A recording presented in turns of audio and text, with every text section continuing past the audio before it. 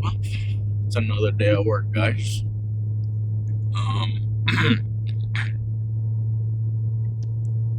I don't know. I just got to thinking last night, or yeah, for I guess a good portion of the day. Like, what exactly is enough like horsepower to have fun? I guess, right? And I think that can be pretty much up to you. Some people think they need like a ton of horsepower to have fun, but I think at a certain point you can only do so much with what you have, especially around here. Look, around on the street, I'm like, how you can't really push it much, especially if you're just in the city, right? The I hear like some of my buddies or just some other people say like, 600 is a pretty much a good area. 600, maybe even 800. So one of them said 800 is a good amount of horsepower to have fun, like the perfect amount. I'm like, let's really think about this, okay? Like straight up. Like for me, I would like to say depends on the car. I think it really depends on what the weight of the car is, right? Like, because I'm like, if you put it in like, we'll go with an easy example, right? For example, we'll go with the way Chevy does it, Corvettes or Camaros. Corvettes and Camaros typically have the same amount of horsepower, typically. But which one is generally faster? Normally the Corvette. Normally. Only reason being is because of the fact that the Corvettes weigh less, right? I'm not saying I'm not going build for build, right? Build for build is literally based off of how much money you have to go full blast on your car. Like, everyone's gonna have their own thing there. I'm talking about just from what they are from factory, and maybe even a mild tune, but that's about it. I'm talking about like with what the stock engines are, like stock, like, and I know they're gonna argue with like no one is stock anymore. That's cool, all right? I mean, just because you put a cold air intake does not mean you're not stock anymore. I'm like, yes, you still are relatively stock. Because some cold air intakes are not true cold air intakes. But for the purpose of the video, let's go like with a C6, right? We'll go with a regular C6 LS3, right? That thing has 436 horsepower. And then we'll go with a 5th gen Camaro with the same thing, LS3, the manual ones, not the L99s. LS3 Camaros, and those make 426 is what they're rated at. Right? And I remember doing a dyno with a LS3 Camaro. 360 to the wheel, right? Obviously, when it was tuned and refined, the most they could really pull off with what it had at that point, because it wasn't much. Like, it was long tube headers, all that good stuff. I think internals were pretty much the same, so nothing much has changed besides long tube headers, intake.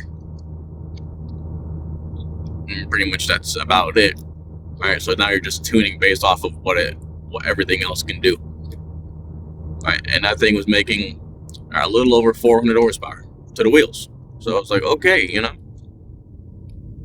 which to some people, that's not good enough, apparently. Like 400 horsepower is not good enough. But I'm like, if you throw even like 300, like me, right? My car has 350 horsepower, right? And my car also weighs 3,200 pounds. You gotta keep that in mind. I'm like, you throw 400 horsepower in a BRZ or a Miata, those cars are rockets. Like even modern day ones, like those cars are rockets. So I think it's really subjective.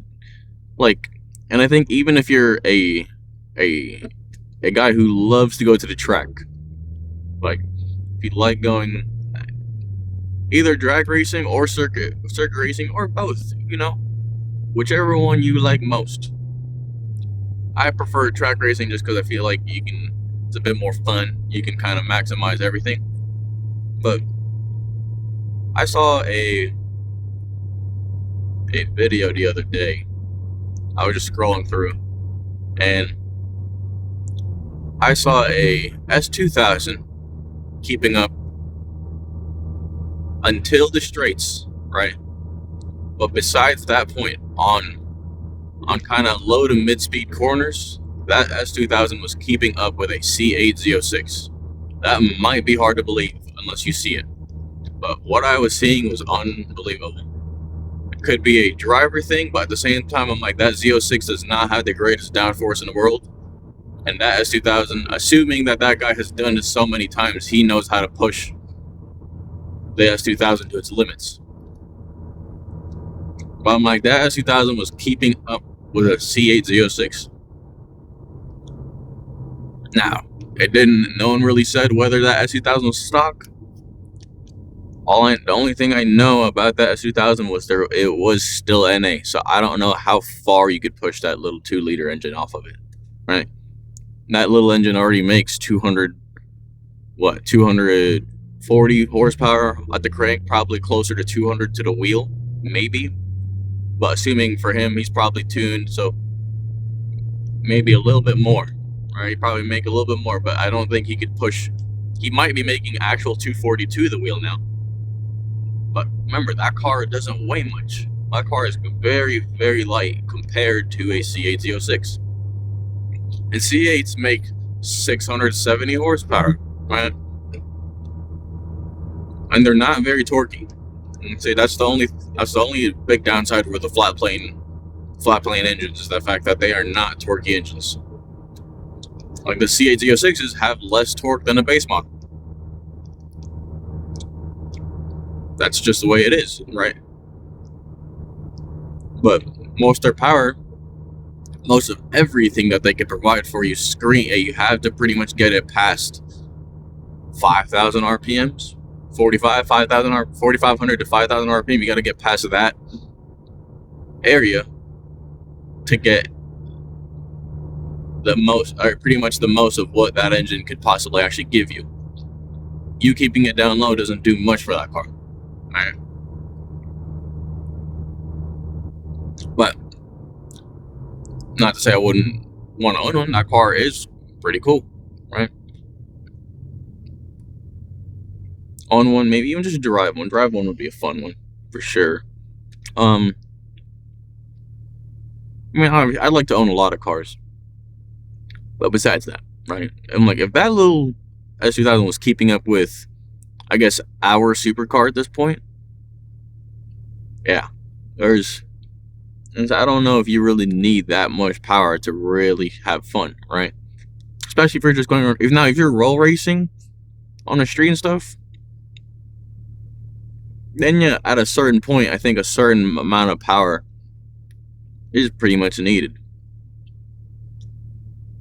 Which, from a general standpoint, I think more people would probably end up roll racing more than they would going to the track, just because that takes longer to set up, right? I think most people just want to do their 60 to 130 times and just kind of leave it at that. I'm like, okay, that's cool. So that's fine, I guess. That's more for you. So yeah, if that's more for you, that's good. You better build your car perfectly for that range. Which obviously there's always some cars that are just better at doing certain things.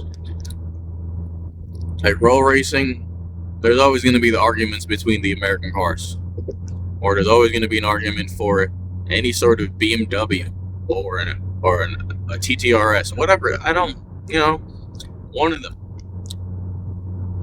I think obviously, in terms of pure dominance, more than likely an all-wheel drive vehicle normally should dominate on most occasions. I think there's very few rear-wheel drive cars that will dominate or keep up with the dominant forces. But I think in a general standpoint, whether you are racing or whether you're just driving, I think that horsepower number really depends on what car you have. Because I think at a certain point, it's just not fun anymore. Right now, you start hitting 900,000. I'm like, then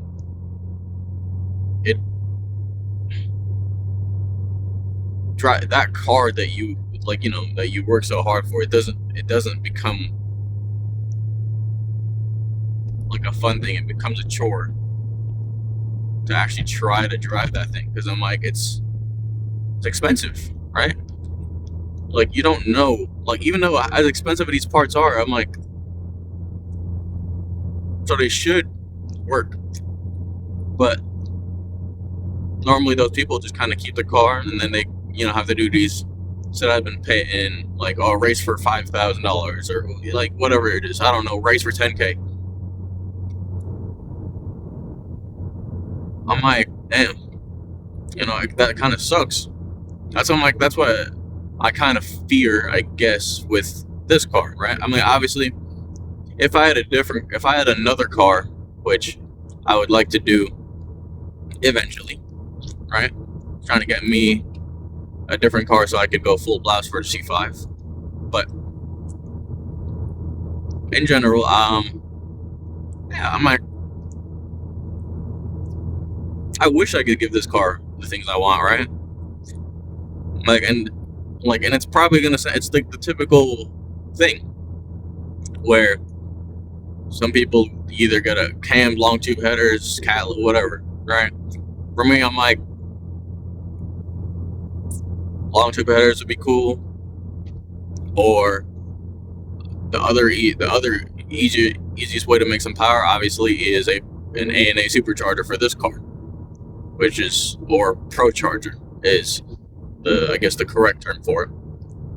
I have a ProCharge C5, and that'd be cool, right? And that would push my car on its limits in terms of power. Like, this thing would be, at least with that supercharger, probably somewhere upwards of the 550-ish range. Maybe more, maybe less, but give or take 550 onto the wheels.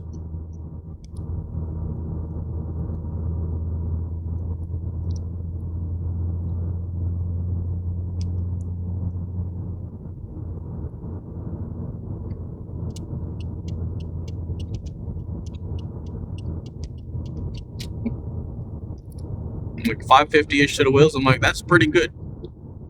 Now, do I think I need 550 to have fun with this car? No, I don't. No, I do not.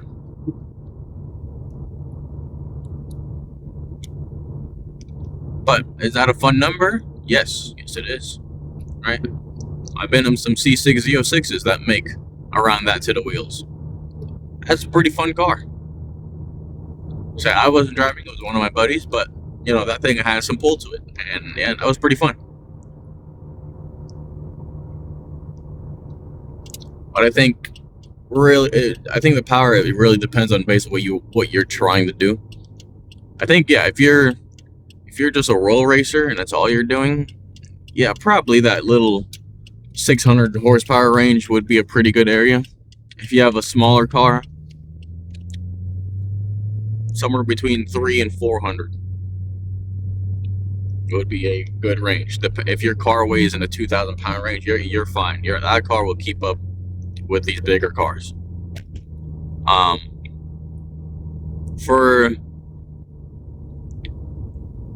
For track use, I think for track use, it's just somewhere between, to the wheels, right? Somewhere between 200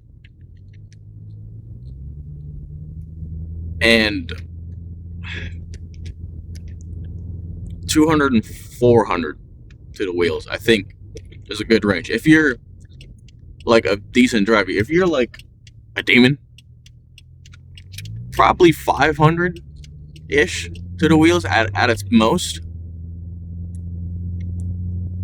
Like, I think that's pretty much all you really need to have fun with the cars that are made on the street. But that's a good number. 200 to 500 horsepower, I think, is a good range as an overall thing. Okay. Yeah, as an overall thing, I think 200 to 500, I think, is a pretty solid range.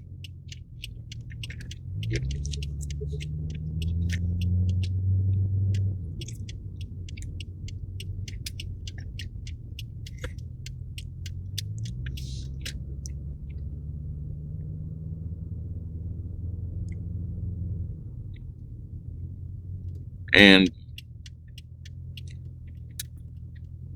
like, even for obviously some cars, they're already there, right? The power's already there. So I think if your car already has that much power, I think you're literally your primary focus should be everywhere else, right? Maybe a tune for the transmission or any sort of suspension or aero work. I think that should be where most of your others should be at. Most of your other concerns, right? I think if your car is already making 400 or 500 wheel, and if you want to do track use, yeah, I think you should be focusing on other factors like that.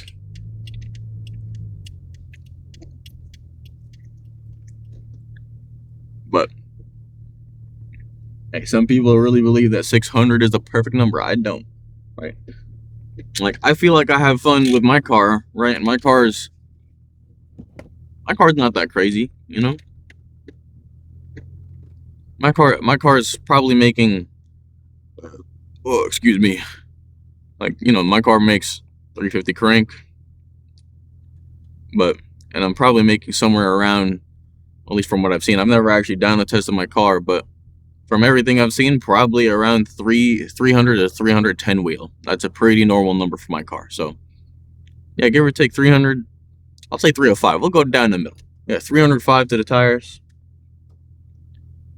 And for me, it seems fun enough, right? But I mean, I guess it really depends on what you've had, because compared to my first car, this is much more fun. Obviously, my first car will always have a special place in my heart, but because I had a Nissan Sentra as my first car, right? And that car did fine. You know, it's nothing crazy.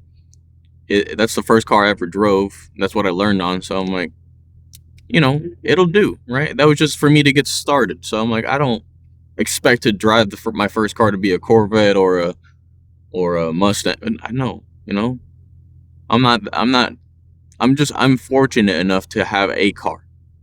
That's what I was glad about. I'm fortunate enough to have a chance at driving a car, and it was good enough, right? It was a 2014, so, you know, it had, well, I was gonna say all the bells and whistles, but it had a backup camera. That was great. My car doesn't have that, but, you know, it was nice. A backup camera is nice to have. It's just that's one of the few things from the newer cars that I do enjoy. I do like backup cameras. They're quite convenient and they're helpful. Everything else, you know, all the touchscreens, I'm not really the craziest fan. I like analog better, but a backup camera, for sure, that one's a nice one. I think, yeah, 310 is a fun number. Some guys, they think they need to have 400, and that's, you know, that's perfectly fine, right? Most of the modern day American cars are obviously NA, and they keep it in that range, somewhere between 400 and 500. That's a range. I'm like, and those cars are fast. So I think it's really up to you, a personal preference. For me, I think somewhere between 200 and 500, I think, is a good range. I think it's more a car dependent thing than anything. So, but all right, though, enough of my rants or my opinions. You guys can go ahead and, you know, think about it on how you want, like what you think is a perfect number, but for me it's somewhere there. So, but I'm gonna go ahead and end this video. I'm about to head to work. Y'all have a great day. I'm out.